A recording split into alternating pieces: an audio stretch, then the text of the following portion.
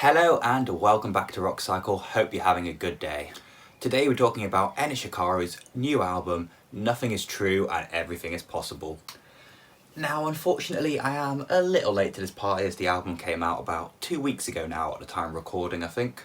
And that was while I was having a bit of a break from YouTube so I could focus on my uni work. But I really enjoyed this album so much I wanted to make a video even if it's late, because well, late is better than never. But yeah, because maybe there's not that much demand for this video. I mean, I know there's not that much demand for any of my videos. It's going to be a bit of a quicker look at this album compared to some of my other reviews. Yeah, I accidentally went on a bit more than the 3 minutes I thought this review would be. And that's certainly not going to do this album justice. I could probably make a 5-minute video on every individual song on this album because there's so much complexity, so many interesting things going on in this album. This is really going to be a crash course summary of it. So if you haven't listened to the album, I really recommend you do listen to it in its full entirety because there's so much going on. This video cannot even begin to do it justice. I mean, well, I hope this does it a bit of justice. I mean, I want there to be a bit of a point to watching this video. But anyway, for the 2 people watching this, thank you very much. Please subscribe and let's get into it.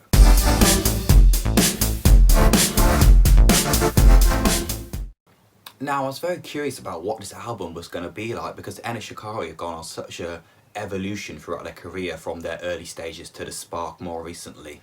And what we ended up getting was kind of an entirely original greatest hits album.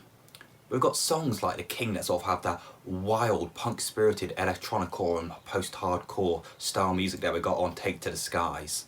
But then we have songs like Satellite that have that sort of alternative, cheesy electro-pop that we got on The Spark. So this album really is something for everyone, and maybe if you're a fan of t.i.n.a Shikari in the old days but you've gone off them with the Minesweeper and The Spark, because I know a fair few people have, I think this is a great album to listen to jump back on the train. And hey, if you're a new fan, it's a great album to listen to because it really summarises the band and shows you what they're about all in about 45 minutes. But then as well as those songs, we then got songs like Marionettes and Waltzing Off the Face of the Earth, which are just like nothing else I've ever heard before. So all of that combined has made for one of the most ambitious albums I've heard in quite a long time. And t.i.n.a Shikari have pretty much perfectly pulled this whole thing off. They've shown that every genre is on their playing field. This truly is one of the most clever, unique and challenging albums I've really heard in quite a while. And it really goes to show for a lot of people who are like saying rock, heavy genres and alternative music is dying out, this really shows that this genre is alive and thriving and it is doing better, arguably, than it ever has done. Throughout the album we see these common themes, although in many different forms, of this very high intensity and energy that t.i.n.a Shikari is known for, as well as very passionate and very emotive lyrics. And that really does come from the political and social nature of this album, like a lot of the rest of t.i.n.a Shikari's work. Now, I've said on this channel many times in the past that I really love political and social music. I really like music that has a bit more of purpose and meaning behind it rather than like your typical meaningless pop song that's just about, ooh, sex and drugs. So I'm a big fan of that, but I know a lot of people aren't, and that is going to be a big thing that puts some people off t.i.n.a Shikari. I even saw a fan who posted on t.i.n.a Shikari's Facebook that he smashed all their records because on this album they dared to make a anti-homophobia song. But that, I guess, is just an example of how lyrically strong this album is. It seems to be able to produce very good and very negative responses from people. t.i.n.a Shikari's lyrics are always very interesting, and they are again in this album. In this album we see them exploring very complex ideas and questions, either directly or sometimes more in the form of metaphors such as marionettes. I do think that does work a lot better on songs like Satellites and Cutting the Rubicon, where the lyrics are a lot more the focus of the song and the vocals in the song, because I think sometimes the vocals get lost in more of their chaotic and punk-like songs such as The Dreamers Hotel and t.i.n.a. When these songs are such high intensity, it can be sometimes hard to keep up with the vocals. So yeah, because of the range on this album, it is really hard for me to make summary statements like this that sort of really sum up the whole album, because there's so many different things going on, and what I could say could be completely true for some songs on the album and completely untrue for other songs on the album. So we're just going to look at some of the most notable songs on the album that sort of show the range of the album and have a bit of a look at them. First off, we have Reprise 3 into t.i.n.a, which I think is an absolutely beautiful transition. I really love when they have these sort of extended intros to songs that t.i.n.a Shikari have had in the past, but I do wish this had been the intro of the album, similar to System and Meltdown, back on a flash flood of colour. Perfect way to build up the energy and build up the hype into t.i.n.a. t.i.n.a is one of my absolute favourite t.i.n.a Shikari songs of all time. It really is sort of this chaotic, dark take on a dance rave song. And I feel a lot of this album, but t.i.n.a especially, is a song that really needs to be seen live to fully appreciate, so hopefully we get a chance to do that when it's all safe. Marionettes Part 1 or 2 is one of the weirdest songs, but one of the greatest songs I've ever heard in my opinion. I do like when Shikari do these two-part songs because it's pretty cool to have two songs that work fully as themselves but come together to make one even better song. But it does get a bit annoying when you're listening on shuffle and one comes up and then I have to scroll through all my music to immediately find the part 2 because I want to put that on next because yeah, it works as its own, but I want the full experience.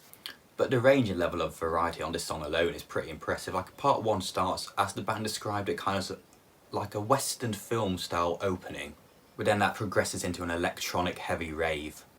That sort of sounds like a kind of cleaner and more streamlined version of old t.i.n.a Shikari and kind of makes it a bit more accessible to new fans. But then after all that, in part 2 it kind of turns into this dystopian pantomime-like song. The way this song, or two songs, really jumps about, you'd think would be really shocking and wouldn't really work and wouldn't really have a flow, but it does sort of work naturally and it naturally progress into each genre and journey that this one song is taking you on in a way that I don't think many other bands could do.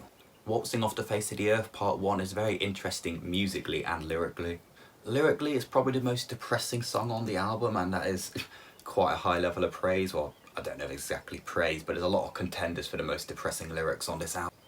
Admittedly, I did find the song a bit weird when I first heard it, but it has sort of definitely grown on me to hear Enter Shikari integrating a waltz into their sound in a very unique way.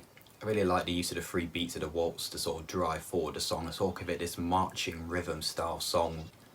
Satellites is another song with rather depressing lyrics, but that's sort of quite contrasted by the sort of very happy and upbeat nature of the song. And yes, while the words of the song are sad, it is full of the sounds of optimism and hope and hoping for a better future, and I think that kind of really helps to summarise the full album. Dreamers Hotel is another interesting song made up of 2 very intentionally contrasting parts. You have that really gnarly fury that are in the verses, which then transitions into the still intense but a lot more upbeat and cheery chorus. And this was the first single of the album, and while it doesn't really represent the whole album, I think this one song represents the whole album as well as any one song could do. So overall, this is made for one of my favourite albums I've heard in a very long time. This album's full of music that has meaning and substance, but at the same time it's just damn good fun, really enjoyable, and I really cannot wait to see this live. So because of all that, I'm giving Nothing Is True and Everything Is Possible 4 stars out of 5. On the whole, I absolutely love this album. I think many of the songs are absolutely amazing. Yeah, there's a couple that I'm not so keen off. I don't think they're bad songs per se, I just don't think they're as amazing as the rest of the album. Such as Crossing the Rubicon, but that seems to be a fan favourite with most other people, so maybe that's just me.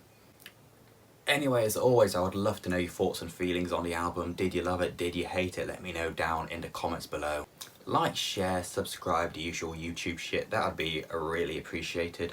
Hopefully you enjoyed watching, hopefully I did this album a bit of justice in this fairly rushed review. And as always, I'll see you in the next video.